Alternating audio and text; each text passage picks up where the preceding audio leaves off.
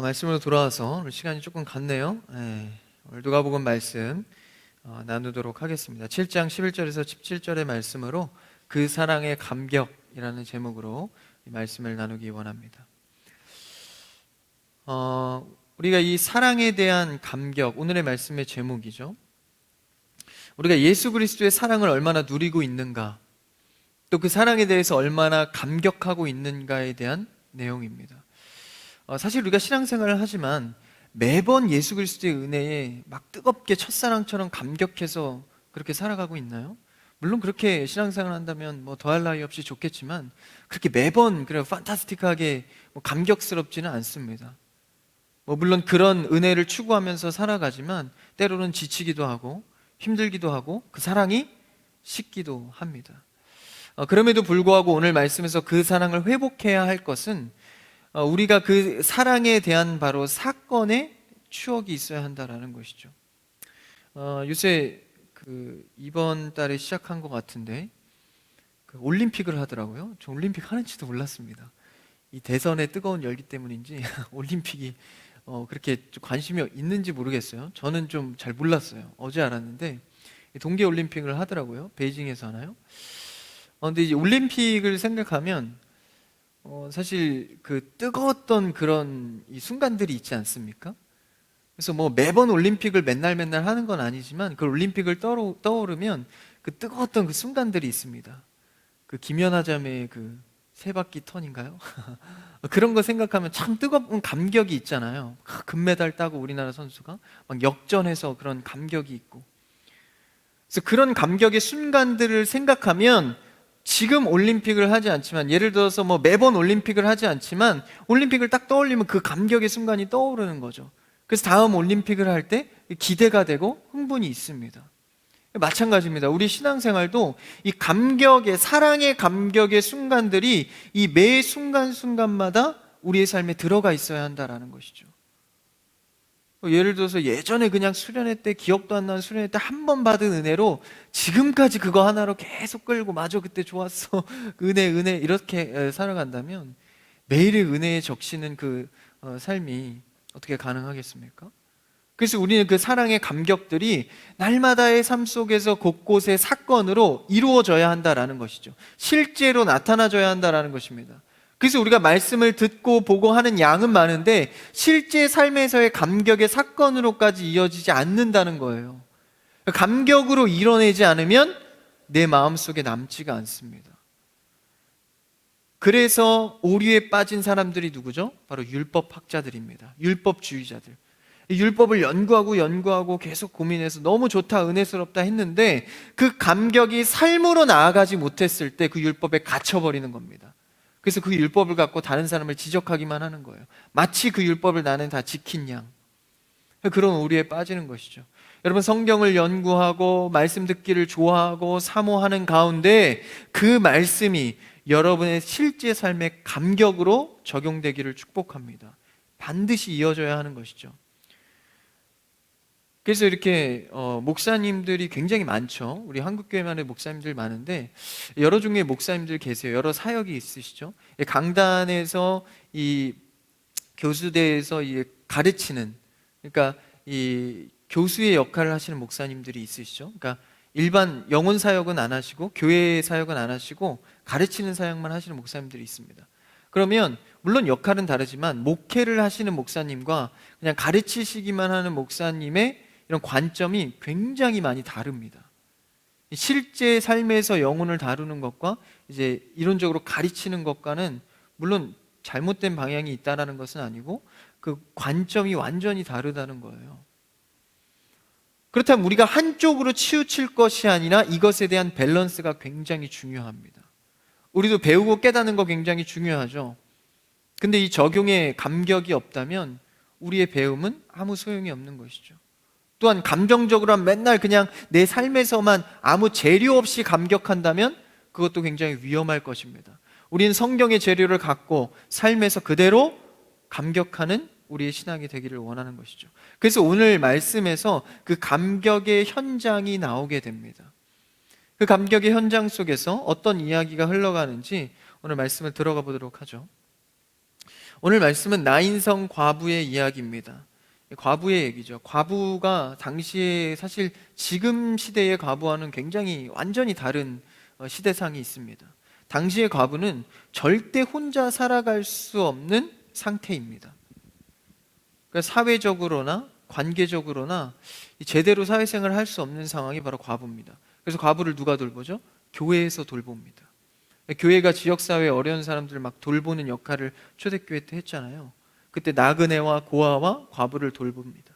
그 과부가 독자가 있었대요. 그러니까 아들이 한 명 있었던 겁니다. 근데 그 아들이 오늘 말씀해 보니까 죽었다라는 거예요. 여러분, 안 그래도 살아가기 힘든 과부 혼자의 삶에서 그나마 있는 독자의 이 위치, 여러분, 이것은 삶의 전부를 넘어서 자신의 생명보다도 중요한 상대입니다. 그 독자가 죽은 거예요. 그래서 장례를 치르면서 그 과부 어머니가 우는 것을 보고 예수님께서 한마디를 던지시죠. 울지 말라. 예수님께서 그 과부를 보고 눈물을 거두시게 하는 장면이 바로 오늘 중요한 초점의 장면입니다. 우리의 눈물, 이 삶의 눈물, 죄인의 눈물, 이 삶의 고단함을 우리의 눈에 눈물을 거두시는 예수 그리스도의 사역, 그게 사실 예수 그리스도의 주된 우리의 삶의 목적입니다. 예수 그리스도의 사역의 목적, 우리의 눈물을 거두는 거죠. 죄와 사망에 빠져있는, 절망에 빠져있는 자의 눈물을 거두시고 건져 올리는 겁니다. 그게 예수 그리스도의 역할입니다. 그것을 상징적으로 오늘 이야기를 통해서 나타내고 있는 것이죠. 그래서 사실 이 감격, 그 눈물을 거두시는 그 감격은 오늘 과부의 뿐만 아니라 오늘날 우리 교회가 회복해야 할 그 사랑의 모습입니다. 눈물을 거두는 그 감격, 눈물이 거치고 주의 소망으로 가득 찬 그 감격, 그것을 이 교회가, 이 개인이 회복해야 하는 것이죠. 그래서 이 작은 사건이지만 실제로 전체적으로 이 종말론적 관점에서 본다면 예수님께서 모든 세상이 끝날 때에 너희의 눈에 눈물을 거두신다고 말씀하시죠. 계시록 말씀을 한번 볼까요? 계시록 21장 4절에 그 말씀을 실어놓고 있습니다. 앞에 있습니다. 한번 읽어볼까요? 시작. 모든 눈물을 그 눈에서 닦아주시니 다시는 사망이 없고 애통하는 것이나 곡하는 것이나 아픈 것이 다시 있지 아니하리니 처음 것들이 다 지나갔음이로라. 예수님께서 다시 오실 때 모든 애통과 곡하는 것과 아픈 것과 사망이 없다는 것, 다 포함하는 게 뭐죠? 오늘 과부의 지금 심정입니다. 아들이 죽었죠. 사망했죠. 애통하고 있습니다. 곡소리가 나고 슬퍼하고 절망에 빠져 있죠. 예수 그리스도가 다시 올 때 그 예수 그리스도로 말미암아 눈에 눈물을 거둔다는 거예요. 근데 지금 뭡니까? 예수 그리스도의 초림이죠. 초림이나 재림이나 목적은 똑같습니다. 그 눈에 눈물을 거두시고 그들을 구원하는 것이죠. 그래서 눈물 없는 어떤 삶 가운데에서도 참 눈물이 메마른 삶도 있어요. 그럼에도 불구하고 그러한 삶 속에서도 영적인 눈물은 누구나 있습니다. 영적인 허기짐, 채워도 외롭고 힘든 그 영적인 허기짐은 누구도 채울 수 없는 것이죠. 그 눈물은 누구도 거둘 수가 없는 것입니다. 그래서 저도 사실 눈물이 굉장히 없는 편이에요. 냉혈한 정도는 아닌데 제가 눈물이 많지는 않습니다. 그래서 웬만한 것에 잘 동요를 안 해요. 그래서 울컥할 때는 있지만, 근데 제가 눈물이 왈칵 쏟아지고 그냥 자유롭게 눈물이 흘러나오는 때가 있습니다. 여러분도 공감하실 것 같아요. 바로 기도하는 순간입니다. 예수님 그 십자가 이름을 부를 때, 정말 내 삶의 그 고통 속에서 그 십자가 하나 의지할 때 주여라는 외침 속에서 눈물이 왈칵 쏟아지는, 그게 왜 그럴까요? 저는 성향이 눈물이 없는 편인데 그럼에도 눈물이 왈칵 쏟아지는 거예요. 제 성향과 상관없이 영적인, 그러니까 누구나 죄인인 사람, 그 영적인 관점에서 본다면 이 눈물이 마를 수가 없는 거예요. 그 감격의 눈물, 절망 가운데 나를 구원할 주 예수 그리스도를 향한 그 눈물, 슬픔의 눈물. 그래서 그 눈물을 거두시는 예수 그리스도의 은혜를 오늘 말씀에서 전하고 있는 것입니다. 오늘 첫 절을 한번 들어가 볼까요? 11절입니다. 같이 읽어볼까요? 시작. 그 후에 예수께서 나인이란 성으로 가실새 제자와 많은 무리가 동행하더니. 오늘 말씀에서 이제 그 후에로 시작을 합니다. 그 후에면 이게 참 중요한 접속사인데 그 전에 이제 백부장의 하인을 고쳐줬죠.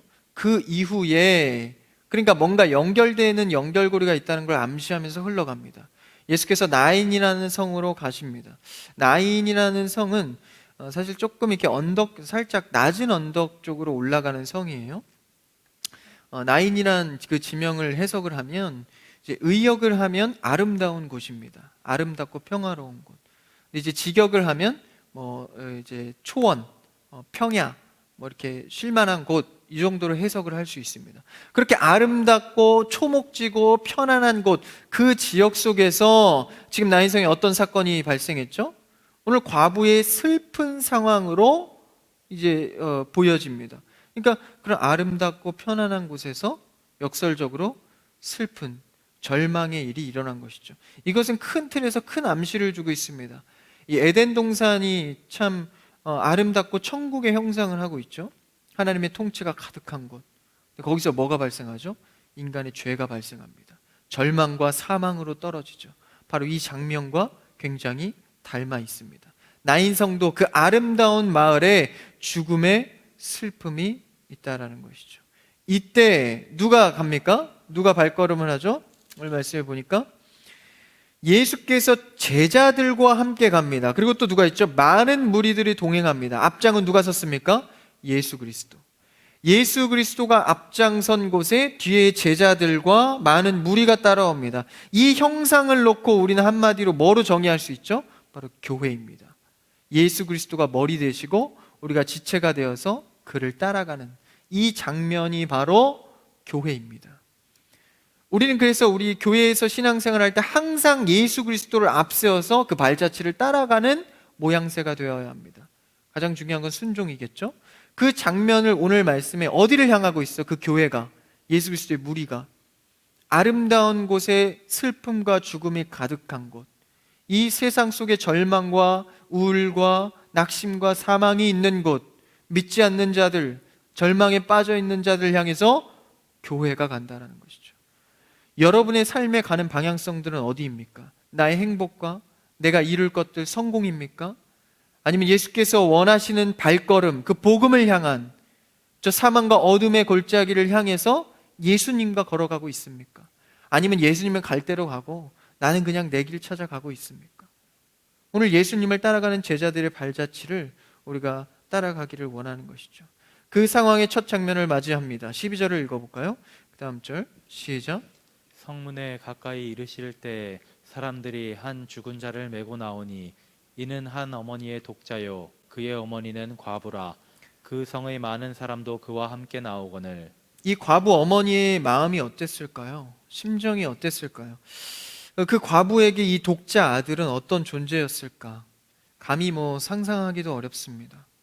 이 과부인 참 믿고 이 진짜 아들, 독자 아들만 살아가는 그 삶 속에서 아들이 죽어버린 겁니다. 이 얼마나 삶이 허무할까요? 삶을 내려놓고 싶은 마음이 들 정도로 힘들었을 겁니다. 그런 슬픔에 빠져 있는 상황 가운데, 그렇죠? 자녀를 잃은 부모의 심정도 애가 타고 완전히 녹아내릴 텐데 심지어 과부의 독자라는 거예요. 더욱 특별한 상황인 것이죠. 그때 아들을 메고 이제 장례를 치르러 나오게 됩니다. 관에 이제 메고 나오는데 여기서 이제 관은 지금과 같은 경우는 상자관이 아닙니다. 그러니까 조금 다른 형태로 그냥 시체를 얹어 놓은 듯한 형상의, 가다 놓는 게 아니라 얹어 놓는 듯한 형상의 관을 말합니다. 어쨌든 그 위에 얹어서 이렇게 나오게 됩니다. 그 절망의 행렬이 나오죠. 그래서 그의 어머니 과부가 많은 사람들도 함께 따라 나옵니다. 그 과부의 독자 잃은 그 심령에 말 못할 비참한 죽음의 상황 속에 사람들이 따라 나서죠. 그러니까 그 사망과 절망의 그 걸음과 많은 사람들이 따르는 행렬과 또 한 행렬은 뭐죠? 예수 그리스도를 앞세워서 제자들과 같이 가는 행렬입니다.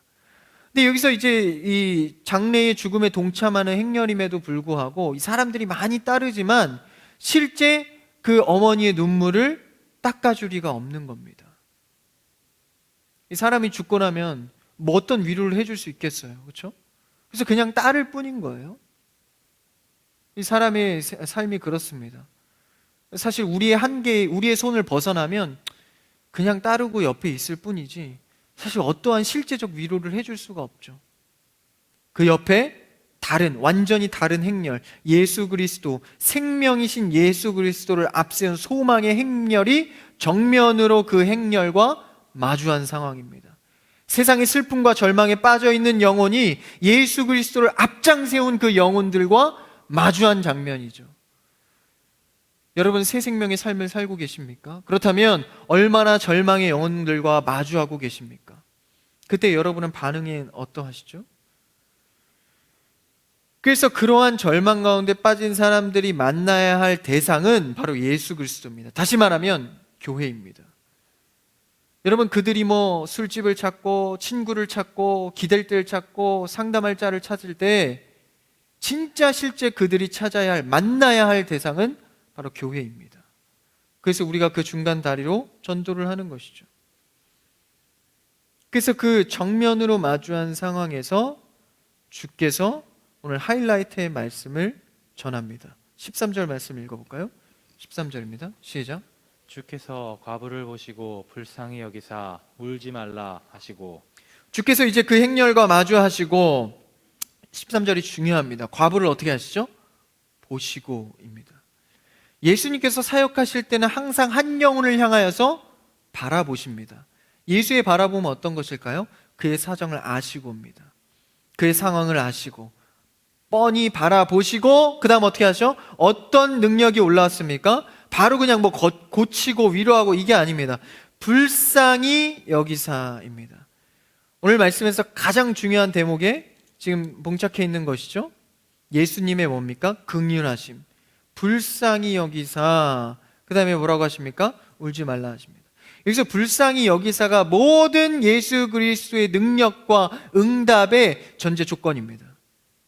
우리에게 하나님께서 응답하실 이유, 우리를 구원하실 이유, 그 조건이 뭡니까? 바로 우리를 불쌍히 여기사입니다. 그러니까 우리의 신앙생활의 모든 기초는 불쌍히 여기사로 시작해야 합니다. 그럼 우리가 구할 기도 제목이 뭘까요? 주님, 나를 불쌍히 여겨주시옵소서.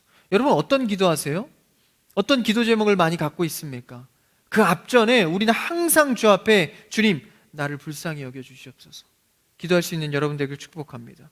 그래서 여기서 불쌍히 여기신다는 것은 그냥 우리가 지나가다가 이렇게 좀 동냥하는 사람들에게 아이고 불쌍하네 100원 이게 아닙니다. 여기서 불쌍히 여기신다는 것은 제가 재차 몇 번 설명을 드렸지만 이 창자가 끊어질 듯한 고통을 내가 감내하는 겁니다. 그를 보시니 예수 그리스도가 그를 바라보니 창자가 끊어질 것 같은 고통이 물일 듯 일어나서 그의 눈물을 닦아주시는 겁니다. 공감이죠, 공감. 예수 그리스도의 은혜는 우리가 공감하시는 겁니다. 낮디 낮은 이곳에 죄인으로 오셔서, 그렇죠? 인간의 모습으로 왔다라는 거예요. 근데 그런 공감이 뭡니까? 바로 불쌍히 여기사입니다. 하나님과의 우리의 관계가 에덴에서부터 죄악으로 인해서 하나님과의 관계가 단절되어서 이제는 그렇게 손잡고 거닐던 동산에서 쫓겨나서 하나님과의 관계가 멀어져 구원될 수 없는 죄인의 상태, 그 상태가 예수 그리스도가 보시기에 너무나 불쌍하여 고통스러워서 참아 볼 수 없어서 눈물을 닦으시고 구원하시는 겁니다. 그러니까 하나님과의 우리의 관계가 예수 그리스도가 보시기에 너무나도 고통스러운 거예요. 끊어져 있는 상태, 단절되어 있는 상태, 사랑의 관계가 완전 차단되어 있는 상태. 그래서 예수 그리스도가 죽으시고 부활하셔서 그 관계를 다시 이으시고 제자들에게 처음 나타나셔서 하신 말씀이 무엇이죠? 샬롬, 평안하라. 이제 평안이 임했다라는 거예요. 인사가 달라지는 겁니다. 그래서 그러한 고통 가운데 불쌍히 여기심, 여러분 예수 그리스도께서 우리를 불쌍히 여기시는 마음이 회복되기를 축복합니다. 그것이 우리의 신앙의 핵심입니다. 그래서 저도 이렇게 성경을 연구하고 책을 읽고 계속 보고 봐도 최종적으로 귀결되는 결론은 늘 하나예요. 주님께서 나를 불쌍히 여기시는구나. 주님께서 나를 불쌍히 여기심. 죄악으로 내몰린 상황에서 우리를 보시고 불쌍히 여기시는 것이죠. 그래서 결국 우리의 신앙의 기반은 하나님께서 불쌍히 여기시는 은혜입니다. 그래서 주님이 불쌍히 여기시면 사실 문제 해결입니다. 그래서요, 주님 앞에 고백하는 거예요. 주님, 저를 불쌍히 여겨주시옵소서. 주님, 제가 어떻게 해야 됩니까? 주님, 저의 손으로 할 수 있는 게 없습니다. 불쌍히 여겨주세요. 제가 어느 날 그 화장실에서 거울을 보는데 참 말랐더라고요. 참 불쌍해 보이더라고요. 그때 기회는 이때다. 주님, 저를 최대한 불쌍하게. 왜 그럴까요? 여러분 잘 들으십시오. 하나님께서 가장 마음이 연약해지는 순간이 언제입니까? 바로 우리를 불쌍히 여기실 때입니다. 그러니까 우리의 기도 제목에 가장 확실한 방법은 주님 나를 불쌍히 여겨주세요. 이거 들이대면 하나님 마음이 제일 약해지는 거예요. 하나님의 능력이 약해지는 게 아니라 마음이 약해진다고요. 주님 나를 불쌍히 여겨주세요. 나는 죄인입니다. 이 고백이 주님의 마음이 제일 연약해지는 순간입니다. 그래서 우리의 기도 제목은 항상 주여 우리를 불쌍히 여겨주시옵소서. 그래서요, 우리의 상황이 악화되고 어려움이 찾아오고 악화되면 악화될수록 우리의 고백이 확실해져야 하는 고백이 바로 불쌍히 여겨주소서입니다. 한 번 하고 좀 안 되면 마는 게 아니라 어려울수록 외쳐야 되는 거예요. 예수 그리스도께서 병자를 살리고 병든 자를 고치신 사역을 많이 하십니다. 그때마다 소문을 듣고 온 자들이 항상 외치는 말이 있어요. 다윗의 자손 예수여, 나를 불쌍히 여기소서. 2명의 맹인이 있었습니다. 앞을 보지 못하는 자들이 예수의 소문을 듣고 예수님이 지나간다는 소식을 들은 거예요. 그래서 그 앞에 나와서 많은 군중들이 있는데 다윗의 자손 예수여, 나를 구원하소서 소리를 외칩니다. 많은 군중들이 질타를 해요. 야, 너만 있냐? 좀 조용히 해. 예수님 지나가는데 딱 지적을 합니다. 저 같은 그 많은 사람들 앞에서 얼마나 창피해요. 그래서 고개를 숙일 것 같은데 더 크게 소리 질러 이르되 다윗의 자손 예수여, 나를 불쌍히 여겨주소서. 그때 예수님의 시선이 그들에게 향하고 그들을 구원합니다. 이뿐입니까? 소문을 듣고 가나안 여인이 자신의 딸이 귀신 들려서 주 앞에 나옵니다. 주여, 나를 불쌍히 여겨주소서. 또 자신의 아들이 간질에 걸려서 불에도 넘어지고 물에도 넘어지고 죽게 생겼습니다. 다윗의 자손 예수여, 나를 불쌍히, 이 아들을 불쌍히 여겨주옵소서. 그때 예수님은 갈 길을 멈추시고 시선을 돌리십니다.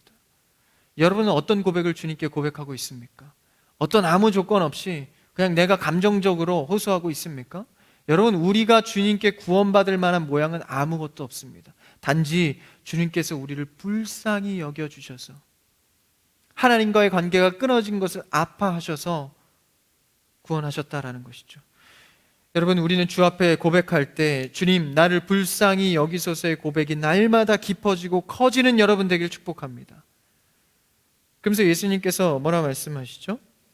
울지 말라, 울지 말라. 우리의 눈물에는 수많은 사연들이 있습니다. 그렇죠? 슬퍼서 우는 눈물, 기쁨의 눈물, 억울한 눈물, 이런 많은 이 눈물마다, 이 사연에 담긴 눈물마다 예수님께서는 긍휼을 베푸사 울지 말라 말씀하십니다. 근데 이 울지 말라는 위로가요, 단순히 그냥 우는 사람한테 야 울지 마, 괜찮아, 괜찮아질 거야, 이런 그냥 감정적 위로가 아니라는 거예요. 그 말씀을 14절에서 한번 볼까요? 14절입니다. 시작. 가까이 가서 그 관에 손을 대시니 맨 자들이 서는지라. 예수께서 이르시되 청년아, 내가 내게 말하노니 일어나라 하시매. 예수님께서 울지 말라 눈물을 거두실 수 있는 이유는 뭡니까? 바로 14절의 결과 때문에 그렇습니다. 관에 손을 대시죠. 그러고 나서 청년은 보고 일어나라고 하십니다. 근데 여기서 이제 관에 손을 댄다, 죽은 자에게 손을 댄다는 것은 어떤 의미일까요? 당시의 율법에 의하면 이 죽은 시체는 부정한 겁니다. 그래서 이 믿는 자들은, 유대인들은 죽는 시체에 손을 대지 않아요. 따로 분리를 합니다. 아무나 갖다 손을 댈 수가 없는 거예요. 예수님은 덜컥 시체에 손을 대십니다. 율법에 의하면 어떻게 하죠? 어긋난 행위입니다. 심지어 이 율법에 의하면 이 손을 댄 자는 이 부정이 나에게 넘겨져 오는 거예요. 이 부정이. 그래서 절대 손을 대면 안 됩니다. 당시의 율법에 의하면. 예수님은 어떤 분이시죠? 거룩하신 분입니다. 시체는 부정한 거예요. 그럼 손을 대면 이 부정이 거룩을 집어삼키는 것이죠, 율법에 의하면. 그런데 예수님께서 손을 대셨을 때 청년이 살아납니다. 다시 말하면 그 부정이 예수님께 임해서 해결이 되는 거예요. 예수님의 거룩하심은 해결이 되는 거룩하심입니다. 혈루병 걸린 여인이 있습니다. 예수님의 옷자락만 만지면 나을 것 같아서 예수님의 옷자락에 손을 대죠. 그럼 이 혈루병 걸린 여인은 저주의 상징입니다. 그렇죠? 부정한 여인이에요. 그 여인이 예수님의 거룩에 손을 댄 겁니다. 그러면 그 자신의 부정이 예수님께 옮겨지게 되는 것이죠. 그럼 예수님의 거룩함이 사라지는 것이 아니라 그 부정을 예수님께서 집어삼키시고 그 영혼을, 혈루병 걸린 여인을 구원하게 되는 거예요. 이 상징이 뭘까요? 바로 십자가 사역입니다. 우리의 부정과 죄를 예수님이 한 몸에 뒤집어 쓰시고 죽으시사 예수 그리스도의 거룩을 회복하셔서 우리를 살리는 겁니다. 이것을 살리는 장면 속에서 상징적으로 계속 나타내주고 있는 거예요. 그래서 부정한 여인이, 그리고 또 오늘 시체에 손을 대었을 때 예수님을 통하여서 예수님께 그 부정이 해결되고 죽으시고 치유하시고 새 생명을 얻게 한다라는 것이죠. 그래서 손을 대신 후 14절에 뭐라 그래요? 예수님께서 청년아, 청년아. 시체 보고 청년이라고, 시체야, 죽은 자야 이렇게 말씀하지 않으시고 죽은 자를 산 자로 취급하십니다. 청년아 라고 말씀하시죠. 그러니까 예수님은 모든 생명의 주관자가 되십니다. 죽은 자도 청년아 라는 산 자로 취급할 수 있는 주권을 갖고 계신 분입니다. 그 주권 앞에 우리가 고개를 숙이는 것이죠. 그래서 청년아 라고 뭐라고 하십니까? 그 주권을 갖고 죽음에서 일어나라, 일어나라. 여러분, 우리는 절망에서, 어려움에서, 낭망에서 예수 그리스도를 통해서 일어날 수 있는 여러분들에게 축복합니다. 이 부정이 예수 그리스도를 통해서 회복되고 새 생명의 그 감격이 내 안에 들어온다면 절망 가운데 예수님을 찾음으로 말미암아 날마다 새롭게 일어날 수 있는 겁니다. 그래서 오늘 어려운 일이 나에게 찾아와서 넘어졌어도 내일 다시 일어날 수 있는 것은 나를 살리신 예수 그리스도가 내 안에 있기 때문입니다. 여러분, 예수 그리스도를 얼마나 고백하고 의지하고 계십니까? 작은 일에서 큰 일까지 오직 주님만을 의지할 수 있는 여러분들에게 축복합니다. 이 부정을 해결할 수 있는 분은 오직 주님뿐이기 때문이죠. 그래서 청년아 일어나라. 그럼 모든 절망에서 일어나는 여러분들에게 바라요. 정말 삶에서, 직장에서, 학업에서, 취업 준비하는 가운데, 공부하는 가운데, 어떠한 절망의 여건 속에서 여러분 예수 그리스도를 통해서 다시 일어날 수 있는 여러분들에게 축복합니다. 부정을 생명으로 살리시는 주님, 나를 불쌍히 여기소서. 주께 매달리는 거죠. 여러분, 막막합니까? 미래가 막막해요? 그리고 재정적으로, 경제적으로 어렵습니까? 여러분, 그 막막함 속에서 소망 되신 예수 그리스도를 붙드시기를 바랍니다. 주님 앞에 매달리세요. 무식하게 매달리십시오. 주님, 나를 불쌍히 여기소서. 한 치 앞도 내가 나아갈 수가 없습니다. 주께 매달리는 것입니다. 일어나는 여러분 되기를 축복합니다. 졸고 계신 분도 일어나시고. 다 끝났어요. 그럼 마지막 결론은 어디로 흘러갑니까? 한번 15절 읽어볼까요? 15절 읽어봅시다. 시작. 죽었던 자가 일어나 앉고 말도 하거늘 예수께서 그를 어머니에게 주시니. 이제 치유하시고 어머니에게 회복을 전달하죠. 눈물 흘렸던 그 어머니에게, 그렇죠? 눈물을 거두시는 장면입니다. 그러니까 여러분, 우리의 말씀의 은혜는 삶에서 실제적으로 일어나야 합니다. 그게 바로 감격입니다. 야, 이게 진짜 되네. 내가 그냥 이론적으로만 알았던 것을 한번 순종해 봤더니 진짜 되네. 내가 끈질기게 주 앞에 불쌍히 여겨주셔서 고백했는데 진짜 되네. 그 감격이 일어난 장면입니다. 그 뒤에 이제 사람들의 반응이 나와요. 이것만 하고 마치죠. 16절에 사람들의 반응이 나옵니다. 그럼 한번 읽어볼까요? 시작. 모든 사람이 두려워하며 하나님께 영광을 돌려 이르되 큰 선지자가 우리 가운데 일어나셨다 하고 또 하나님께서 자기 백성을 돌보셨다 하더라. 사람들의 반응은 뭡니까? 한 가지만 보죠. 큰 선지자가 우리 가운데 일어나셨다. 예수 그리스도가 기적을 행했는데 갑자기 왜 큰 선지자가 일어났다고 할까요? 그들의 어떤 당시의 이 역사적 배경과 시대상을 좀 알아야 합니다. 당시의 유대인들은 이 선지자들의 예언을 빠삭하게 알고 있던 자들입니다. 엘리사, 엘리야, 뭐 이런 모세의 율법 이런 것에서 당연시, 그러니까 당연하게 알고 있는 거예요. 마치 우리가 뭐 그냥 뭐 세종대왕 이순신 장군 하면은 그냥 당연히 딱 들어오듯이 이 유대인들은 이런 이 이사야의 예언, 엘리야의 예언 이런 글들이 그냥 머릿속에 그냥 기본적으로 탑재가 되어 있는 겁니다. 그러니까 어떤 신비한 일이 일어나거나 계시가 떨어질 때 그 예언부터 떠올리게 되는 겁니다. 그러니까 그 맥락 속에서 야, 큰 선지자가 일어났다 고백하는 것이죠. 그래서 이사야의 글에서도 그런 글들이 나와요. 누가복음에서도 그것을 인용하는데요. 예수님께서 사역 시작하실 때 이사야 글을 인용합니다. 한번 누가복음 4장 16절 18절인데요. 한번 같이 읽어볼까요? 시작. 예수께서 그 자라나신 곳 나사렛에 이르사 안식일에 늘 하시던 대로 회당에 들어가사 성경을 읽으려고 서심해 선지자 이사야의 글을 들이거늘 책을 펴서 이렇게 기록된 데를 찾으시니 곧 주의 성령이 내게 임하셨으니 이는 가난한 자에게 복음을 전하게 하시려고 내게 기름을 부으시고 나를 보내사 포로된 자에게 자유를 눈먼 자에게 다시 보게 함을 전파하며 눌린 자를 자유롭게 하고. 이게 당시에 유대인들의 머릿속에 있었던 예언, 메시아의 예언입니다. 그러니까 메시아가 큰 선지자가 올 것에 대한 예언은 눈먼 자를 보게 하고 병든 자를 고치고 기적이 일어나는 상황이 오면 야, 큰 메시아가 왔구나, 이런 인식이 바로 들어오는 거예요. 그럼 지금 예수님은 뭘 하고 있는 겁니까? 자신의 계획과 자신의 생각과 감정을 펼치는 게 아니라 철저하게 하나님의 예언과 계획을 차근차근 펼쳐가고 있는 겁니다. 그래서 사람들이 큰 선지자를 인식할 수 있도록 바로바로 메시아적 계획을 하나님께 온전히 순종하고 있는 것이죠. 그래서 한 사람 한 사람 찾아다니면서 병든 자를 고치고, 또 한 사람 찾아가서 귀신 들린 자를 고치고, 한 사람 찾아가서 그 자녀를 죽은 자 가운데서 살아내게 하시고. 이거 왜 이렇게 합니까? 만약에 제가요 능력과 권세를 가진 진짜 선지자였다면 전 사역 이렇게 안 합니다. 저 같으면요, 좀 이상한 것 같은데, 저 같으면 어떻게 하냐면 크게 합니다, 사역. 그렇죠? 능력이 있으니까. 그렇지 않겠습니까? 수만 명 모여놓고, 그렇죠? 막 부흥하고 일할 수 있게끔 막 정부 찾아가서 막 다 뒤집어 놓고, 그렇죠? 큰 사역할 거 아니겠어요? 예수님께서는 크든 작든 그거와 상관없이 온전히 100% 하나님의 계획을 이루려고, 선지자를 이루기 위해서 차근차근 밟아가는 겁니다. 진짜 부흥이 무엇일까요? 어떤 목회자는 이런 얘기를 합니다. 야, 큰 목회해야지. 한 명 한 명한테 너무 집착하지 마. 너무 너 괴롭히는 그 한 사람한테 집착하지 마.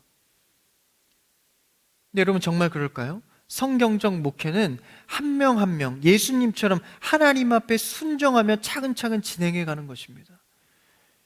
여러분, 우리 크리스찬 교회 청년부는 그 기로에 서 있다고 저는 확신합니다. 한 명 한 명 부흥하고 세워질 때 하나님께서 원하시는 부흥과 선교가 이루어질 줄 믿습니다. 그래서 우리가 영혼 세우는 데 집착을 해야 되는 겁니다.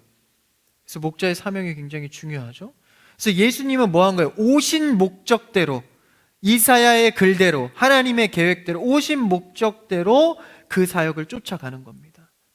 이걸 한마디로 정의하면 뭘까요? 바로 겸손입니다. 그래서 예수님의 별칭이 뭐죠? 겸손의 왕, 겸손의 왕. 자신이 모든 큰 사역을 할 수 있음에도 불구하고 다 낮추시고 버리시고 하나님의 계획을 쫓아가는 겸손의 왕이다라는 것이죠. 그래서 우리는 이 겸손을 닮아가야 합니다. 그래서 우리가 사랑을 전하는 것도요, 이 사랑의 감격도 겸손으로부터 출발해야 되는 거예요. 그래서 우리가 사랑할 때 내가 어떤 불쌍한 자를 도울 때도요, 내가 그보다 우위에 서서 하는 사랑은 그거 사랑 아닙니다. 겸손함으로 그를 돕는 거예요. 그래서 여러분, 이번에 백가정 백교회 이 모금 헌금을 할 때도 5,000원 내가 할 수 있으니까 하고 적으니까 이런 게 아닙니다.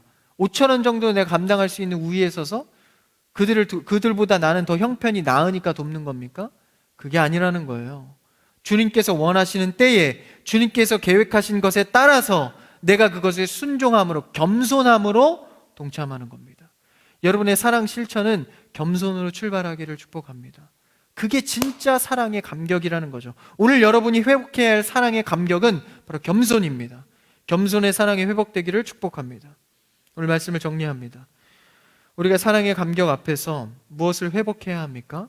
주님, 나를 불쌍히 여겨주시옵소서. 주 앞에 이 고백이 회복되길 바라고 우리가 예수님과 같은 하나님의 사역을 따라가는 그 겸손이 회복되길 바랍니다. 그 불쌍히 여기심과 겸손이 회복될 때 우리의 삶에 막혀있고 막막하고 그리고 잠잠했던 그런 모든 삶 가운데 정말 그 사랑의 감격이 회복되어 날마다의 삶 속에서 주님의 은혜를 누려가는 감격의 성도, 감격의 청년부 되기를 주님의 이름으로 축복합니다.